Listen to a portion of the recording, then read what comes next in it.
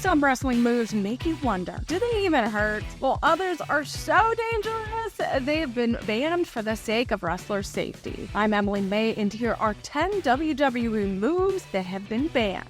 Did you know that pile drivers were much more common in the 80s and 90s? However, the move was banned after Owen Hart messed up a sit-down pile driver that temporarily paralyzed Stone Cold Steve Austin. Although Austin recovered from the injury, his career was shortened because of it, and he retired in 2003. For a long time, only Kane and The Undertaker were only allowed to use a comparatively safer version of it, the Tombstone pile driver. Verti-breaker was popularized by Shane Helms in WCW. The move required holding the wrestler upside down on your back and then dropping them to the ground, forcing them to land on their head, neck, and shoulders. The move could only be successfully performed on smaller wrestlers, and WWE banned it.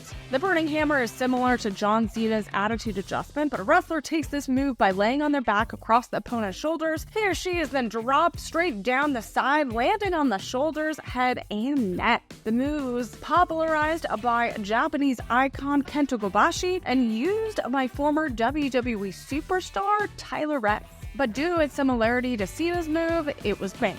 As the name suggests, the BrainBuster is a brutal move. WWE banned it due to the potential for head and neck injuries. Goldberg's jackhammer is a safer version of the BrainBuster, in case you didn't know. But it was really surprising to see Sami Zayn use the move on Gunther that eventually helped him to win the gold. WWE banned Samoa Joe's finisher, the Muscle Buster, after Tyson Kidd was injured from it and had to retire from wrestling in 2015. Joe had been using the move for around a decade safely. Hence, it was not banned because it was deemed unsafe, but out of respect for Tyson Kidd. The Canadian Destroyer is one of the most intriguing offenses on this list due to its nature as a flippy pile driver, but the move was banned in WWE until 2019. The ban was lifted because videos of wrestlers performing the move safely for promotions outside of WWE began to circulate. We see the shooting star press in WWE quite often these days, but once upon a time, the move was banned because it almost ended Brock Lesnar's career. In the main event of WrestleMania 19, Brock messed up the move and landed on his head, leading to a concussion. Vince McMahon was quick to react and ban the move. However, an exception was made for Evan Bourne, who performed the move like a pro. Remember when Seth Rollins used to perform pedigree as his finisher? It was because the WWE had banned the Curb Stomp. The concern was that it involved directly hitting a wrestler's head. The risk of practical injury was high.